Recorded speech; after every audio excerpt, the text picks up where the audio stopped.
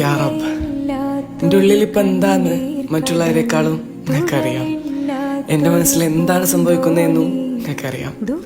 പഠിച്ചോനെ, ഇബ്രാഹിം നബിയെ തീയിലേക്ക് വലിച്ചെറിഞ്ഞപ്പോ അദ്ദേഹത്തെ നിങ്ങൾ ഒറ്റക്കാക്കിയിട്ടില്ല. യൂനുസ് നബിയെ മത്സ്യം വീങ്ങിയപ്പോ അവിടെയും അദ്ദേഹത്തെ ഒറ്റക്കാക്കിയിട്ടില്ല. യൂസുഫ് നബിയെ ജയിലിൽ അടച്ചപ്പോ അദ്ദേഹത്തെയും ഒറ്റക്കാക്കിയിട്ടില്ല.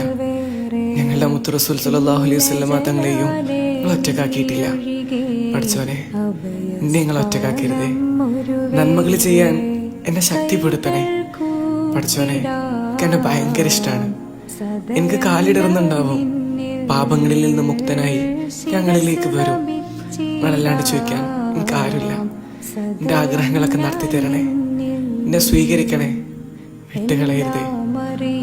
اللهم إني أحبك فأعني على ما فعل ما تحبه وترضى.